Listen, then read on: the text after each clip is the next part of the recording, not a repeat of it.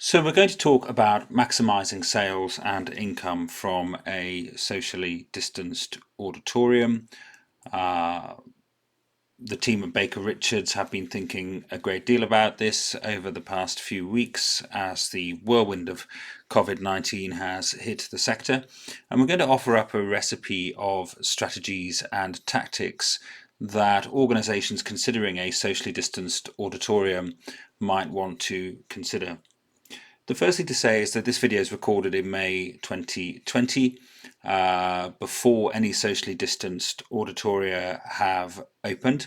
And while the debate around social distancing is raging, and it is not at all clear that social distancing will actually work for a number of venues, it's certainly the case that as organisations it is certainly the case that for more commercial or large-scale organizations, for organizations that present rather than produce, there is substantially more of a challenge for those organizations when it comes to operating a social distancing model. It's also the case that theatres that produce their own work perhaps have a mixed income model, that is, they receive some income from the state, or are smaller or on a medium scale, may have more flexibility. There are different factors at play. When you look to the commercial and the large scale, there's a reliance on producers, higher fixed cost of opening, and so on. When you look to the smaller producing venues, they've got more opportunities to co-produce. The budgets are supported by public investment, and it may well be that you look at this breakdown of factors and say, well, that's not how I see the world at all. It's something like this, and that would be absolutely legitimate because every situation is unique. The position that every venue is in when it comes to social distancing is absolutely unique, and it will not be possible for everybody. But it is possible for some, and we have increasingly found ourselves asking the question in recent weeks, what if this is all there is?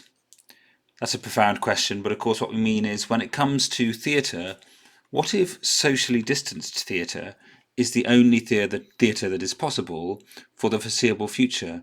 What if it is the case that we have to adopt the sorts of in-venue traffic management one-way systems, social distancing markers that we've all come to recognise in supermarkets? What if it is the case that we have no alternative other than to adopt new cleaning regimes and health screen customers, as is happening in places like South Korea? What if it is the case that performances will have to be shorter with no intervals because you can't move the audience around the venue once you've had them seated? And what if it is the case that we have to take the whole concept of, covers from the world of restaurants and have two performances a night, one at 7 p.m. and one at 9 p.m.? What if that is all that is possible? What if it's the case that somehow, come what may, there will just be fewer people on stage, whether that is solo artists, small musical performances, socially distanced two-handers, whatever form it takes?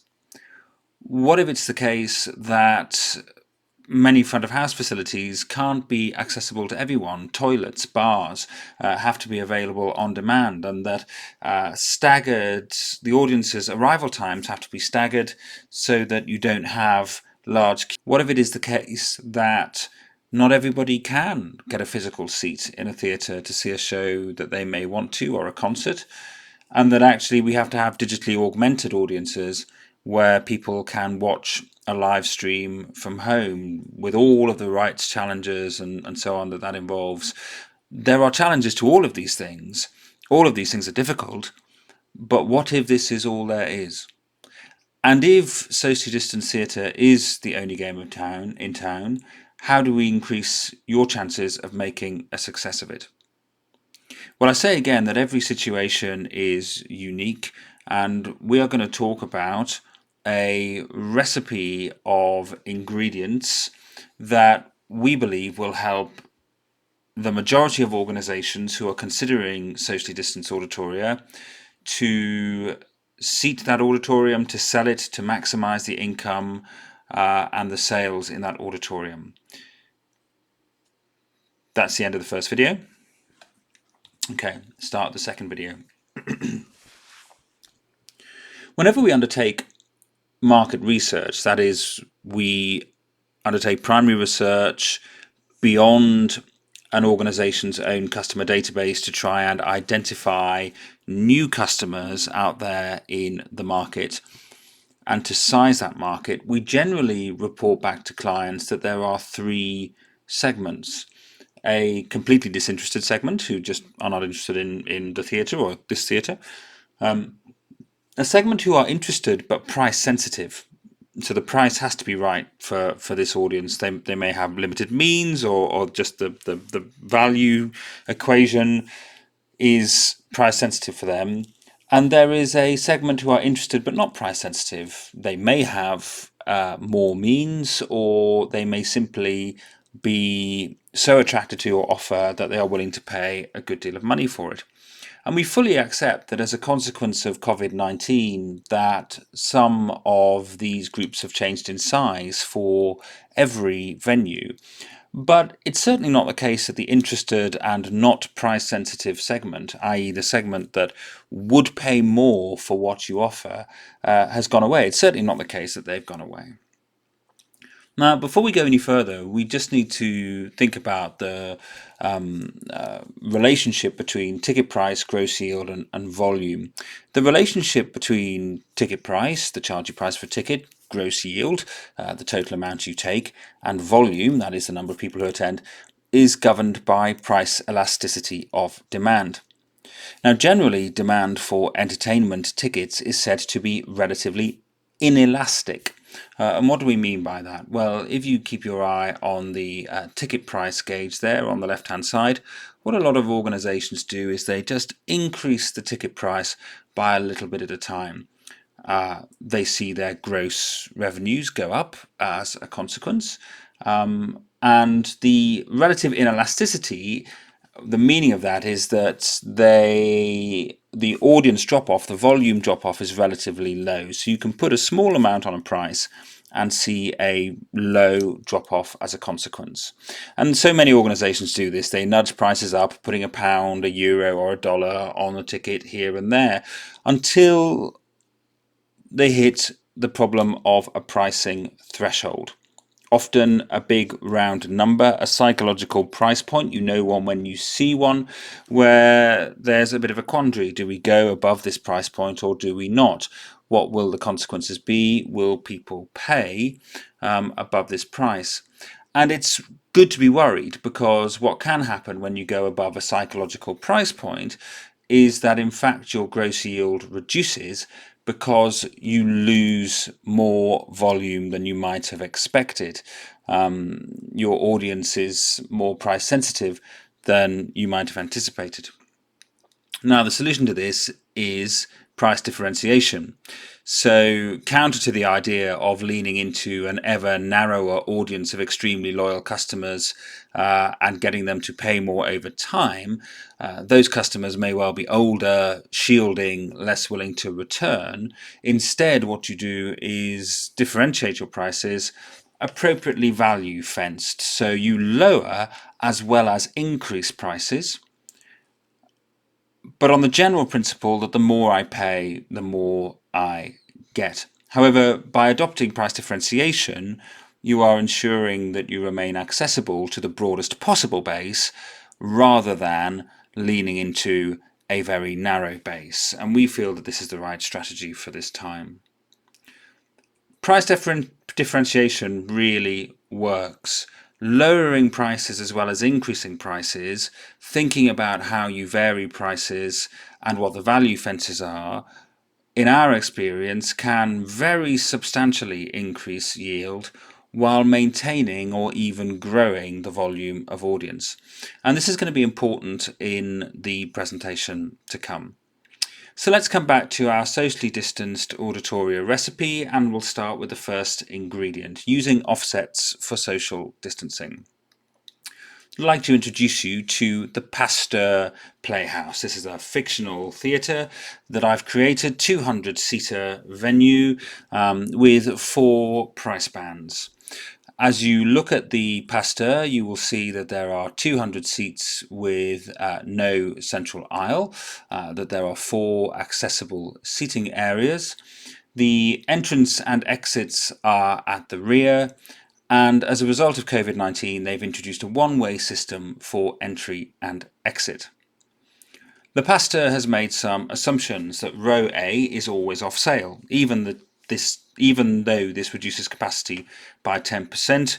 We assume that audiences will not want to be so close to the stage that performers' aerosol could hit them, and we also assume that performers will want as much distance between them and the audience as is possible without being too distant. We're assuming that social distancing rules apply and that is the basis on which the venue is being opened. Social distancing rules of 1.5 or 2 meters, and that people from the same household don't need to distance from each other.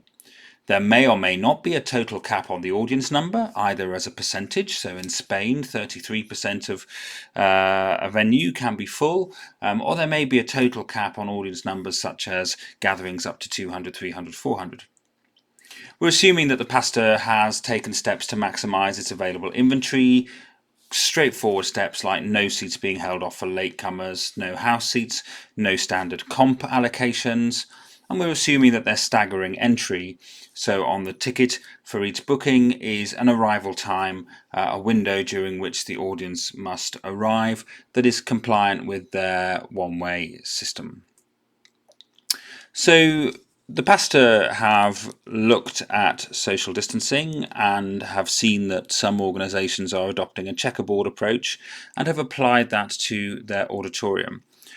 Doing this has a really stark effect on capacity, just 50 seats available. That's 25% of the total capacity. But actually they've discovered that this doesn't provide adequate social distance. This doesn't create up to 2 meters of space between seats, just having one seat on, one seat off, and alternative rows off.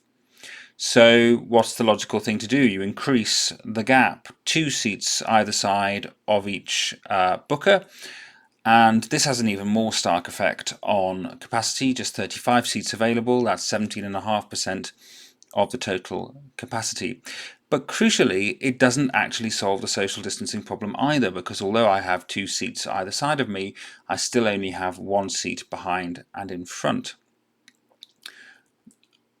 So the answer, of course, is an offset. I've still got 35 seats in this model, that's 17.5%, but I've increased the distance between my customers, increasing their confidence that they will be safe in the theatre. But 35 seats is not a lot, so how do we increase that? Well, the second ingredient in our recipe is to increase party size and use asymmetrical parties. What do we mean by that? Well, let's start by increasing the party size. It is in your interest to encourage larger parties from the same household to attend through marketing activity and through choice of artwork, choice of art, the product on stage, whatever tactics you can deploy to increase the party size. Increasing the number per party to 2 increases the seats, the occupancy, to 50 seats. That's 25%. Whoops, go back. 50 seats, that's 25%. So if doubling from 1 person per socially distant seating area to 2 has such a positive effect, then surely increasing the average party size to 4 will have an even greater effect. Well, not so. In this scenario, we have gained only 2 seats, up to 52 seats. Why? Because the offset is working against us now. We've added just 2 tickets, and there's a lot of space being wasted. So how can we use that space more efficiently? Well, how about this? Seating the parties of 4 in squares rather than rows increases our occupancy to 60 seats, or 30% of the available capacity. But it does create a gap here. I've put this gap in to preserve the accessible seating area. Now, if the Pasteur had seating rows that were 24 seats long, this wouldn't have happened. It wouldn't have been necessary. But I'm trying to show that venues will face some challenges deploying these methods. And actually, in this case, I've lost an accessible seating area in order to make the offset work.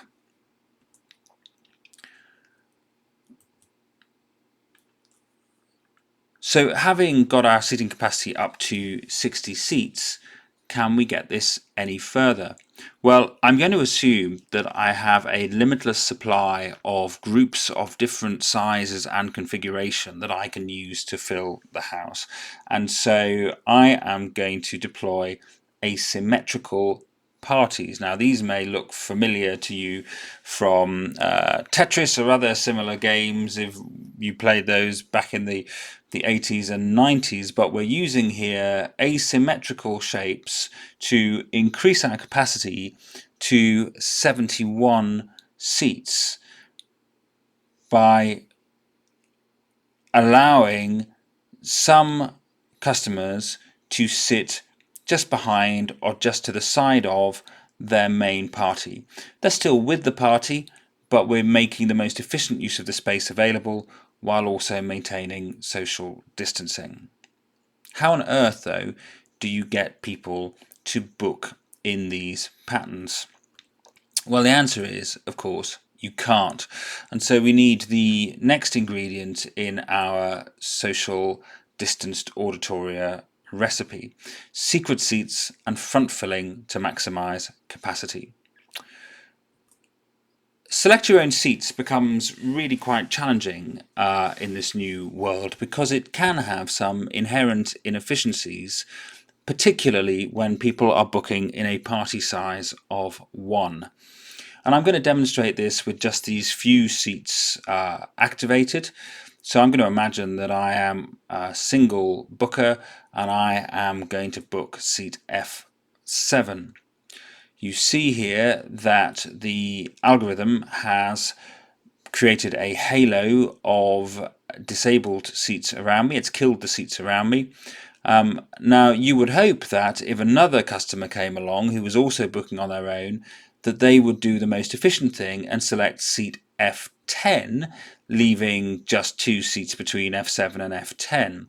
You hope bookers will behave in this most efficient way, or that the algorithm will enforce it, but personal preference and trade-offs are likely to override. So if the algorithm isn't going to enforce this, there's every likelihood that my booker could book F12 instead, and now rather than having 2 seats between them, they've got 4 seats between them, and this is happening in the blue band, my highest priced seats, so I'm losing disproportionate financial capacity. So the answer to this is to control and shape the amount of select your own seats that you have available, if you have any available at all. So select your own seats becomes a premium product.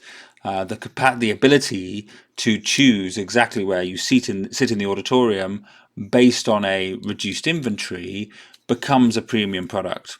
You may choose to offer only a limited amount of select your own seat capacity with minimum party sizes. So in this instance, if a customer chose to book one of the blocks of 4 or 2, they must book the whole block, similar to how a customer might purchase a box. Here I've used analysis of average party sizes at the pastor to focus on providing preset groups of 4 and 2 because those are our most common party sizes, and I've analysed the numbers to determine how many of each combination to provide. How then do I fill the rest of the auditorium? Well, this is how you give yourself the opportunity to be as efficient as possible. We're going to use secret seats, which is a concept that Baker Richards invented more than a decade ago, where you pay for seats in a particular zone or price band, but you don't know exactly where you're going to sit until 48 hours beforehand. The box office manage the placement of secret seats bookings on the plan. That's either done manually, or if you've got a really efficient best available algorithm, the algorithm can do it, but we're assuming that most people will be doing this manually. So using secret seats, I'm going to add in some extra bookings. I've got an access booking there in seats F and E1, and so I always start with any customers who have access needs first to ensure that they're placed in the plan according to their needs. For my booking of 5 tickets, down in the bottom right hand corner, I'm already using asymmetrical parties to place this group. I'm front filling with the largest groups placed towards the front. This helps to create the appearance of a busier auditorium and to ensure that the performers are receiving feedback from the audience where this is important. Now, why are some of the bookings reversed out on this chart? Well, that comes on to the next ingredient in our recipe, which is rethinking premiums and add-ons. In my auditorium, select your own seats have become a premium product. But what else can I offer to my non-price sensitive customers to help nudge up their average yield? Well, in this seat map, every booking which must be sat together has been in this seat map. Every booking which has been reversed out denotes a booking which must be sat together. The customers must be sat together. It's free for access bookings, but it's a paid extra for other customers. If they want a guarantee of sitting together, they need to pay a small charge for that. That's become a premium, which is only available to a limited number of customers. Note, this isn't about borrowing a tactic from airlines for its own sake. It's about retaining your flexibility to fill the auditorium efficiently while maximizing yield. So a guarantee that you will sit with the rest of your party has become a premium surcharge. Other possibilities could include the flexibility to arrive at a certain time. Some people will be attracted to priority entry. Some people will want to arrive at the last minute. Because the Pasteur is deploying a one-way system, these people sitting in seats 19 and 20 are benefiting from the flexibility to arrive last. They need to be the last people to take their seats, and this could be a added extra sold in an automated upsell once bookings have been confirmed in the plan.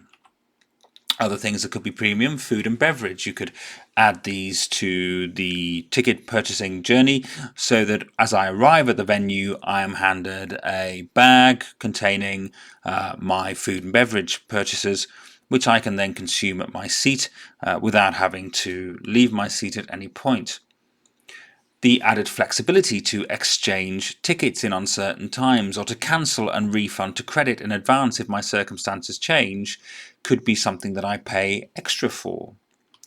More ambitiously, I might offer a surcharge for the chance of a seat upgrade if this is available and if it's in the venue's interests when allocating the secret seats. Now, you need to be careful that you're not running a lottery. Proximity to another booking. This starts to feel a bit mercenary, doesn't it? But I might want to be socially distant from, but near family and friends. So I might pay more for the proximity to another booking if I can't make that happen by using select your own seats. If the performance is being live streamed and recorded, I might pay a little bit more for the option to repeat on demand at home for a time limited period. This is very contingent on rights holders, artist contracts, and so on. It's one of the biggest challenges for the sector, but it could become a possibility. And as I'm offering all of these add-ons and upsells and premium products, I need to be mindful of the performance of these upsells against donations, because of course not every pound is equal. Selling a customer a £10 bottle of wine is not the same as receiving a £10 donation. Once you account for the margin on a bottle of wine, you may only make £7. Whereas in the UK, if a donation is gift aidable, that £10 donation could be worth £12.50. And so it's important to monitor the relationship between upsells and donations and how they affect each other. The next ingredient in my recipe is to adjust price differentiation and rezone your auditorium. So just talking about zoning in the first instance, as you look, I've now sold all of the seats on this performance. I've achieved just 54 seats or 27% capacity, but that's more than I would have done without deploying select your own seats. And critically, I've been able to get 60% of bookers to pay some kind of premium, either select your own seats or the sit together guarantee. These are all premium offers.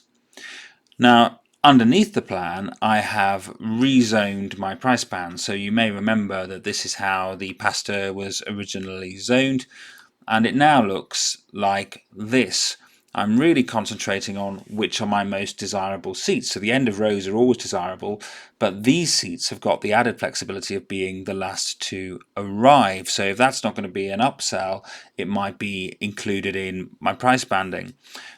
It's also the case that I've increased the proportion of top price band seats that have the best view of the stage, and then I've lowered the proportion of the lowest price band seats, but I do still want to remain accessible to the widest possible audience by offering a good differentiation of price points through different price bands and through making some of the added extra charges optional. The final ingredient in my recipe is smart communication with audiences. If you're going to start charging surcharges and extras and rezone your house so that there are more high-priced seats, you do need to be clear about communicating your circumstances and that this is need and not greed. Have an easily accessible explainer available on your website, perhaps a video from a leadership figure. Explain the rationale behind the changes. Concentrate on deploying your people where they're needed most. Relationships with customers with access needs are going to be very important so that you can integrate those into your socially distanced auditoria. You may need to call bookers in order to fill your auditorium most efficiently. You may need to slightly change what people have booked for, and that's all going to involve people and relationships. So online, where you want most transactions to happen, you might need to offer brief tooltip type explanations in context. We're making these upsells or add-ons available in order to improve your visit, but also because they support the theatre. And you can of course consider adopting automated emails or SMS communications for upsells, seat upgrades, add-ons. Think about capturing more trade after the point of sale, after the tickets have been purchased. How can you use automation to encourage people to purchase upgrades and add-ons? So these are the ingredients of our socially distanced auditoria in our recipe. But of course, what I haven't told you in this recipe is how many of each ingredient you should use, how they work together, what's right for your venue, because every situation is unique. There's a lot to weigh here. Revenue management, price banding, secret seats, so many factors. And if you would benefit from some support in terms of finding the right recipe for you, then at Baker Richards we're here to help. Please do contact us through any of these means. Our Twitter handle is Baker Richards. You can see our email, website and phone numbers there. Do please contact us. We will be only too happy to help.